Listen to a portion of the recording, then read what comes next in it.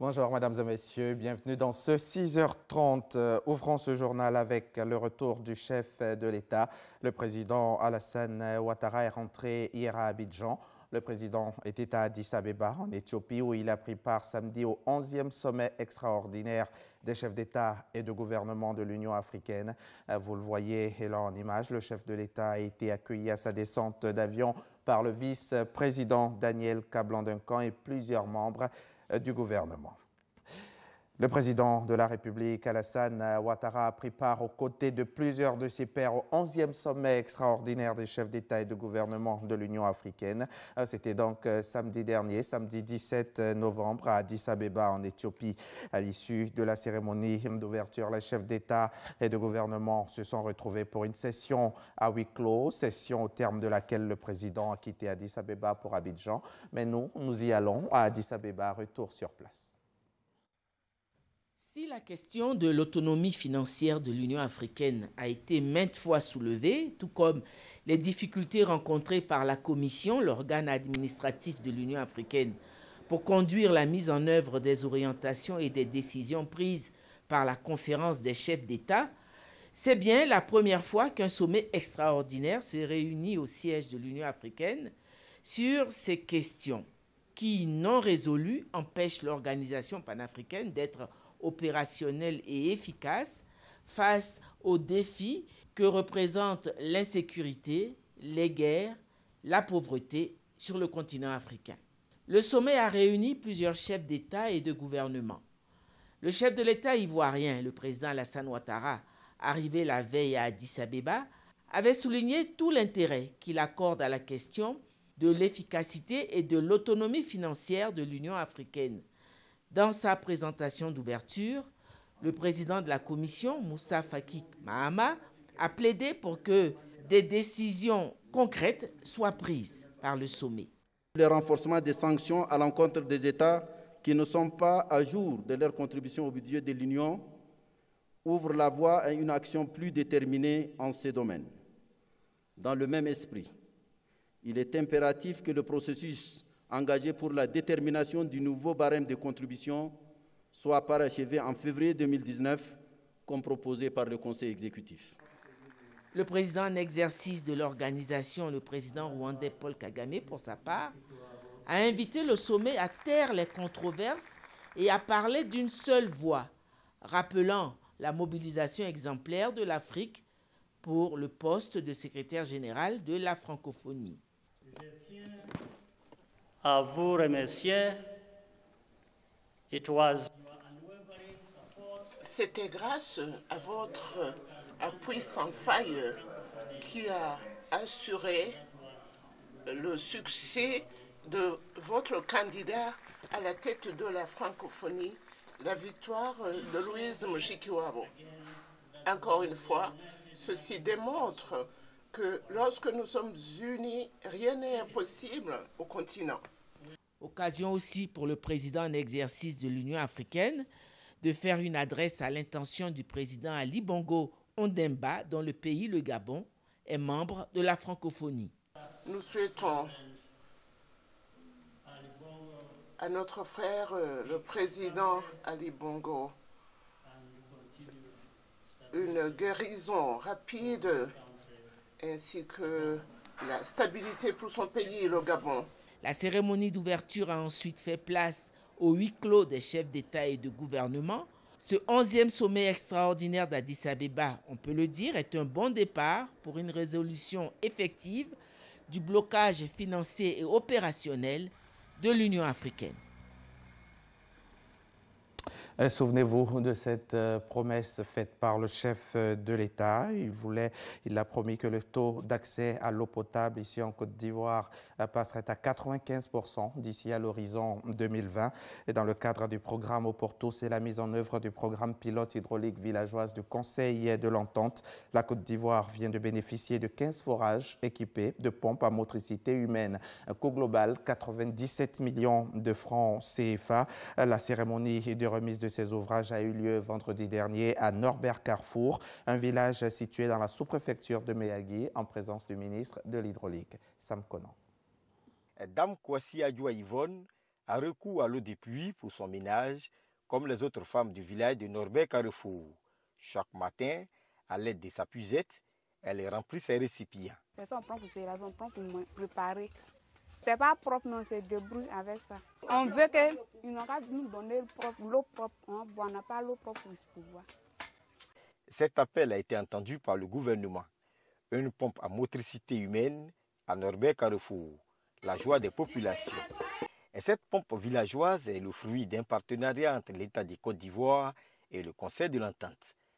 Toute notre gratitude et notre reconnaissance au chef de l'État, son Excellence le Président Alassane Ouattara, pour son soutien inlassable à notre organisation sous-régionale, j'ai nommé le Conseil de l'Entente, dont la mission principale est d'œuvrer pour la paix par l'amélioration des conditions de vie des populations rurales. L'eau, c'est la vie, et sans l'eau, il n'y a point de développement. Le ministre de l'Hydraulique, en inaugurant cette pompe, a fait cette annonce. Nous sommes heureux de pouvoir bénéficier de cet appui du Conseil de l'Entente.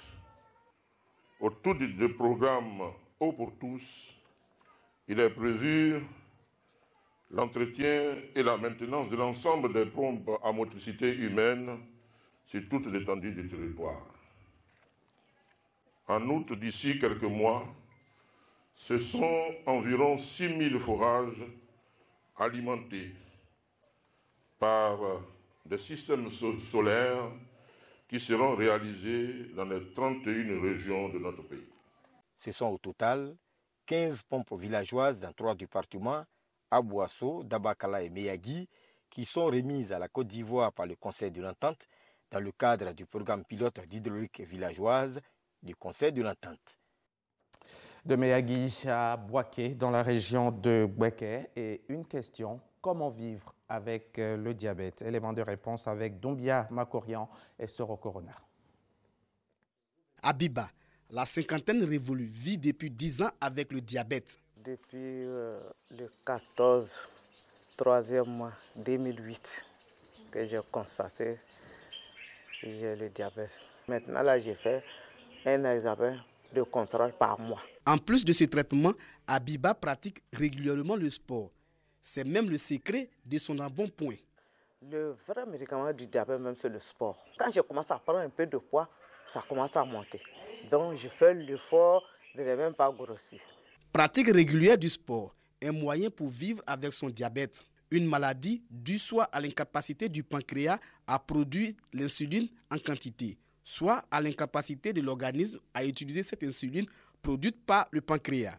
Avoir une activité physique régulière et en plus de cela, il y a un traitement qui est médicamenteux par la prise d'antidiabétiques oraux ou alors par l'injection d'insuline. En Côte d'Ivoire, le diabète est un problème de santé publique.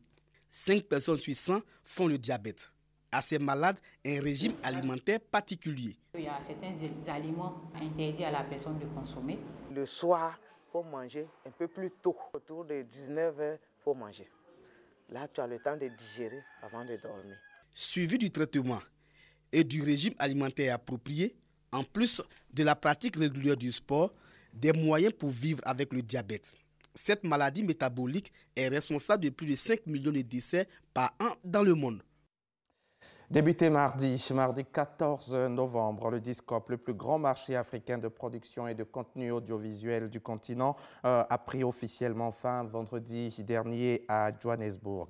Cette édition 2018 de ce grand rendez-vous des télévisions et sociétés de production sur le marché africain a vu plus de 1500 participants venant de 70 pays, au rang desquels, bien entendu, la Côte d'Ivoire qui était représentée par la RTI.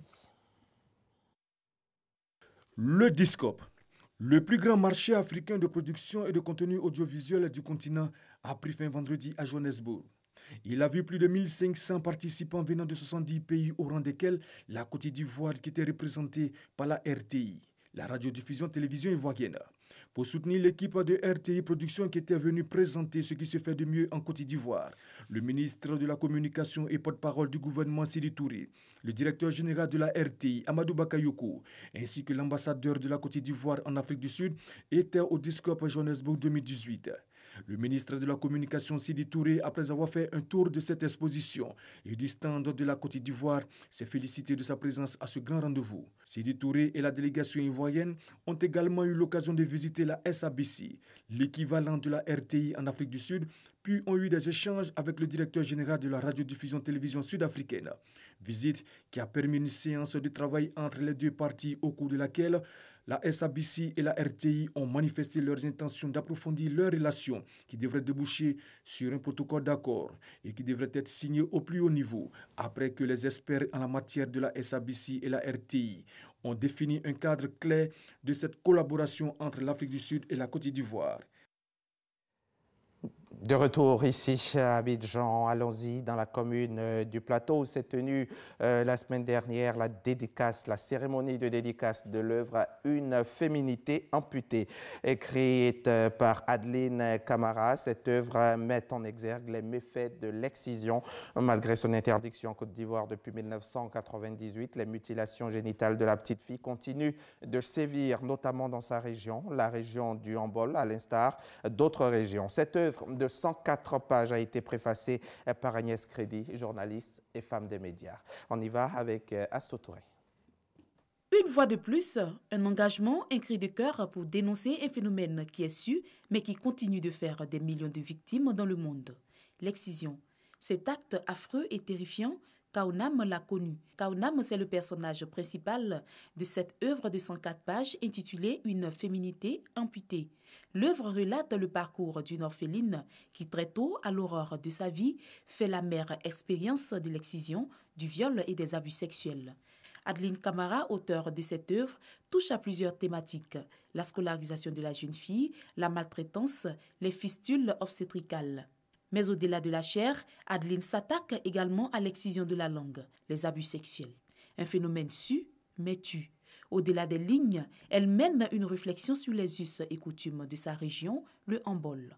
En 12 chapitres, elle exprime sans équivoque les méfaits des mutilations génitales de la jeune fille dans le seul but de mettre fin à ce cycle infernal. C'est un témoignage, c'est un fait réel. Depuis 1998, on a voté une loi pour que l'excision puisse s'arrêter, que le gouvernement fasse plus.